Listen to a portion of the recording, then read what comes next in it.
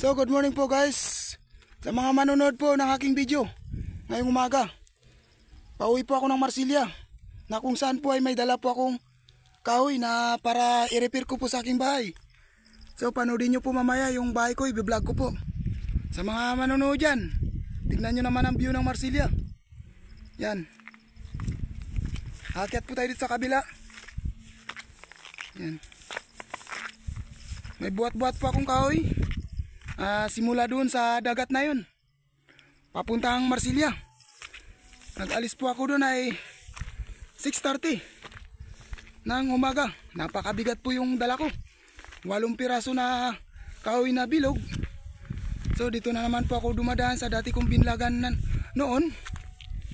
So pabagsak po ito, Marsilya na po. Yan na po yung dagat. Guys, sa mga nanonood dyan, share nyo naman po yung video ng anak ng Marsilya Vlogger. So mga guys, papunta po dito yung lakad ko. Dati po ay binlog ko na po ito, yung area na ito. So yung lalakarin ko po ay almost nasa kalating oras pa. Kasi hindi po ako makapaglakad ng mabilis kasi po ay may dala po akong kahoy. Sa mga nanonood dyan, shoutout po sa inyo. Thank you so much sa inyong panonood sa 210 na video na aking ipinost dyan sa mga cellphone nyo. Sana masayahan po kayo at matuwa sa aking mga ginagawa. Dahil simple lang po akong mahirap. Hangad ko po ay kapayapaan at umunlad upang makatulong po ako sa mga mahirap na katulad ko. So mga guys, balikan ko po yung kahoy na binubuhat ko. Dahil kung saan po abutin yung oras ng aking video ay hanggang doon lang po. So mga guys, yun po yung dagat na yun sa dulo. Doon po ako nagsimula nagbuhat ng kahoy. Kaya sacrifice talaga.